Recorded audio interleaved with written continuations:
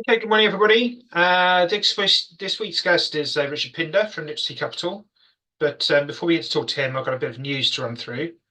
Those are the three things that I pulled out. So Aquila European Renewables first. It's obviously trading on a discount, as are most of the funds in the renewable energy sector. And that discount's got an awful lot wider since interest rates started going up, and that's been a problem. It's a reasonable size, I think, 270 million euro market cap. But back in December last year, there was an announcement that Octopus Renewables made that it wanted to merge with it, which is completely unsolicited. But they had actually been pushing the board of the QuotedData's European Renewables for a tie-up since March 2023. It looked like it might make sense in that, or its discount was significantly tighter than Ares at the time. But apart from that, there didn't really seem to be an awful lot of logic behind it. It just felt like if we make it bigger, that would be great, and not much else really. So it was obvious that Ares were just going to ignore this. They had to go and talk to investors and find out what they wanted to do. So they kick-started a strategic review on the back of this. And not surprisingly, everybody got quite excited about this. And they had a number of approaches. So they actually started due diligence with a number of people and told the market this on the 26th of February. And at that point, I would have said, oh, well, that's it, then it's probably going to disappear. But what has happened today is that they've said they've had offers of mergers. So the Section 110 scheme that we've talked about before, which is basically involves effectively liquidating one fund and folding it into another one, but doing it in such a way it doesn't crystallize any gains. Two of those approaches were just all share mergers, just not the two things together. And one of them said, we'll give you a 10% cash exit. And how that was funded has not been outlined, but nevertheless it was there. And they said that the implied valuations were at a small premium to a discount to the current share price. And that's the point I wanted to underline there, is to the share price. So you're not going to get any kind of like NAV from doing this. And so if you're not going to close the discount, it comes back to what's really the point. And you do need 75% of those voting to approve it. So if anybody's got a 25% stake, it's got a big enough stake to block it. And they've already said that holders more than 25% said they don't want to do one. And that probably is because these things are quite expensive. So if those kind of Section 110 kind of mergers are off the table now, the board's saying, well, we'll have to think about, does it make sense to do a managed wind down or just sell the portfolio? If they do the wind down, it's obviously not going to be a quick process. They might not get back NAV for it, so you might be destroying value that way. And it just seems to me to be incredibly frustrating that we need all this money to invest in all these renewables. We definitely need renewables. We definitely need the money. And just shrinking the sector for the sake of closing a small discount doesn't really seem that productive to me. There must be a more imaginative way of doing this than that. So I would prefer that it carries on, but what it could do is, as many other funds have done, is say, well, we're going to sell a slice of the portfolio somehow, a little part of it, and use that money to fund more buybacks. And I think that would tick the box in terms of addressing its discount a bit, but actually preserve the benefit of having this money in the system for the future. Obviously, Orit has said, well, fair enough, then we give up. But actually, since all of that was announced back in December, the whole situation has switched so that Ares is now on a tighter discount than Orit is. Orit's now embarked on a strategic capital recycling program of its own, so selling stuff off to pay back stuff, to buy shares and things. I think, again, that's a sensible option for it to do. But it just shows you that knocking it together back in December probably wouldn't have been a great idea if the discount was going to head up to wider discount than Ares on now anyway. That's that one. North American Income. This is a fund that we actually quite like, but it's struggled a bit, as we'll show you, in terms of performance numbers relative to the American market. It's still a decent size. The discount's a little bit wider than it should be.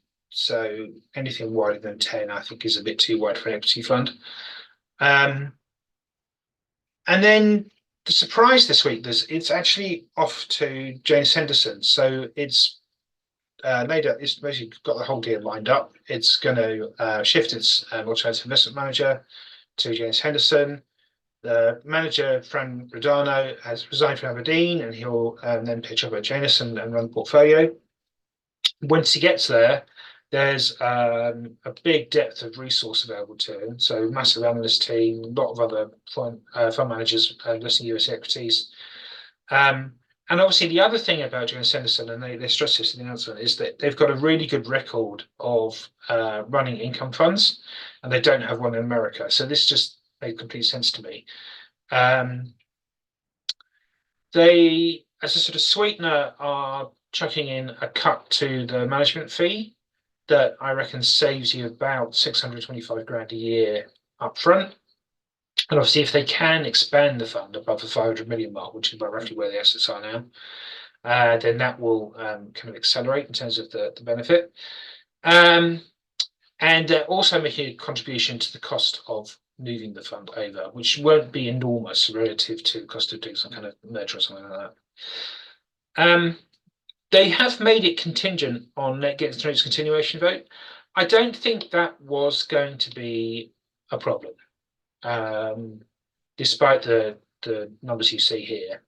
Although it's sort of bottom of the sector over 5 years, it does have a very kind of different remit to most of these other funds. And it's not had the benefit of what they can everybody calls Magnificent Seven, but really Apple's gone nowhere and Tesla's gone down. So Magnificent 5.5, I think.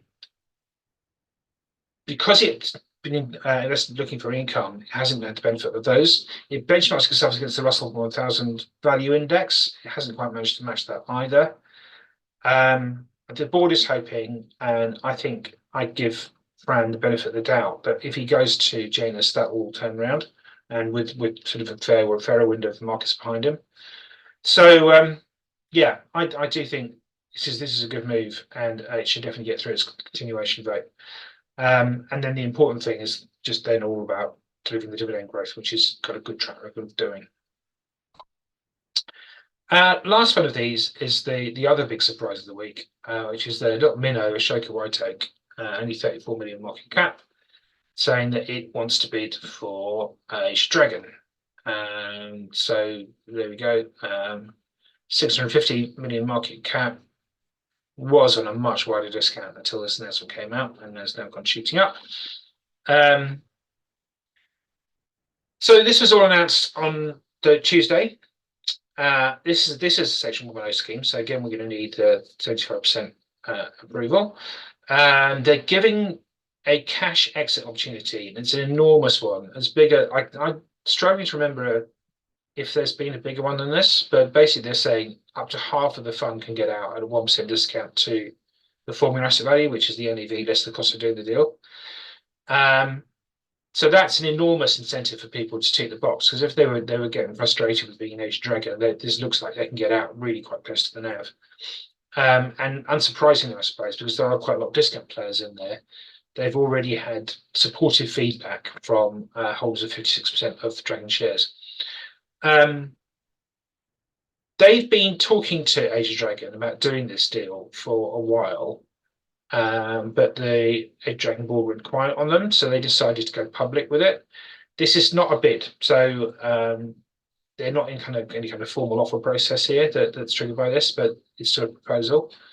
But it's going to be really interesting to see what Asia Dragon come up with, and it's also interesting that it's taking them an awful long time to respond, which I think means A, that they were slightly blindsided by this, and B, that they are looking at all the options, and there are a range of them that they could do that mostly are would involve, I think, some considerable kind of shrinkage of the fund.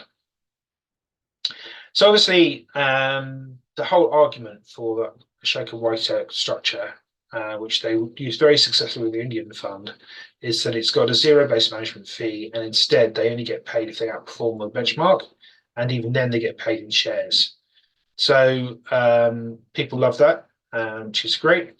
I did a little thing before about how that works out in practice. So you end up probably paying around the same kind of fee if it performs, but obviously you've got this kind of comfort that if it's not performing, you're not paying anything.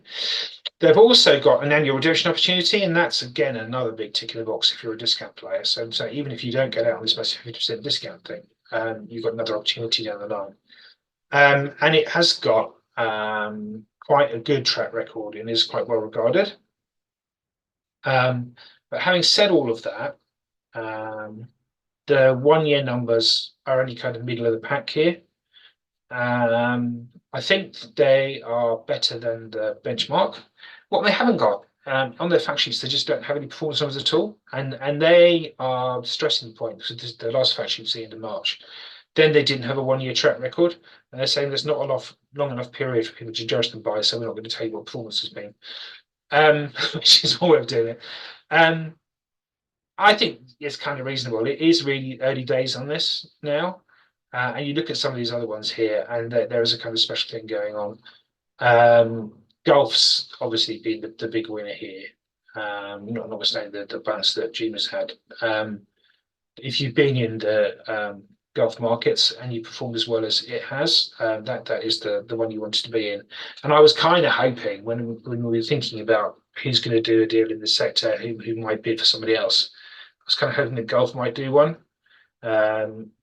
We'll wait and see what happens with that. But the surprise one has been the resurgence of Fidelity Emerging. That's done really well, having completely shot itself in the foot when they took on the mandate from Genesis by going into Russia and then losing a whole bunch of money straight away.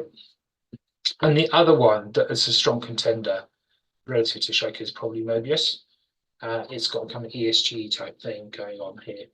But I'm sure the Ashoka people would argue that, again, it is still early days, and here, this is the proposal on the table. But I'm just giving you all this because, as I say, the Dragon are going to be looking for alternatives. And the relative performance between the Ashoka fund and Dragon fund is just sort of for scale. So 5.9% over 10 years is really awful. And it's really no surprise that there's something to be done. And again, that was the criticism. So Dragon expanded by merging with Aberdeen New Dawn, and people just said, well, that doesn't really make a lot of sense because you've got two funds that were bottom of the table, and you just now got one bigger fund that's bottom of the table. But now that one big fund is probably going to disappear. Does it make sense to merge an emerging market fund and an Asian fund? Yes, kind of. I mean, if you look at this chart here, this is just the last fact sheet from the MSCI Emerging Markets Index, and you can see how important Asia funds and the big China, India, Taiwan, Korea, how big they are within the Emerging Markets Index. So from that point of view, you're not actually shifting the assets that much away from what it was doing already. I think there's another stat that I didn't put in there, about 90% of the Dragon portfolio is actually in things that are classified as emerging markets. And there is a strong overlap between what's in Ashoka, WhiteOak, and what's in Dragon, which again is interesting given the massive gap in performance. And 9 of the 10 largest stocks are the same too, which again is interesting. But there are the obvious things, the TSMCs, the Samsungs and stuff like that, which everybody seems to hold. So we'll just have to wait and see what happens now. But all Dragon have to do is convince 25% of shareholders that this isn't a good idea, and it won't go ahead. But to do that, they're going to have to be inventive. So the final thing I put on here, this is a really scary slide now. This is all the funds that Aberdeen has lost in the last 5 years, and it's a blooming long list. So obviously they made daft idea, I thought, was getting rid of Aberdeen Emerging. I thought it was a great fund. Nevertheless, they turned that into Aberdeen China along with Aberdeen Mutai, and then they've lost that to Fidelity. Frontier Markets, they just threw the towel way too early, and that they should have persevered. Aberdeen Japan's gone off to Nippon Active Value. Aberdeen Latin American, they just fell on their sword just before Latin American markets started to turn again. As we talked about, New Dawn, they stuck into Dragon, and then that's now on the block. Aberdeen Private Equity Opportunities has just gone off to Patria. Aberdeen Smaller Companies Income, they've managed to retain that because that went into show as income. North American Income is obviously just going off to James Henderson now, and UK Commercial Property REIT is being taken over by LXI, or LMP rather. And then you've got Aberdeen European Logistics Income, which is in the throes of another great strategic review that's sort of got ongoing. Aberdeen New India, where I'm sure I saw a story the other day that India Capital Growth would be really quite interested in taking that over. And then Aberdeen Property Income, which has fought off one idea, but is now considering whether it wants to wind up or not. So it's not great. I mean, they've got to do something about it. So enough from me.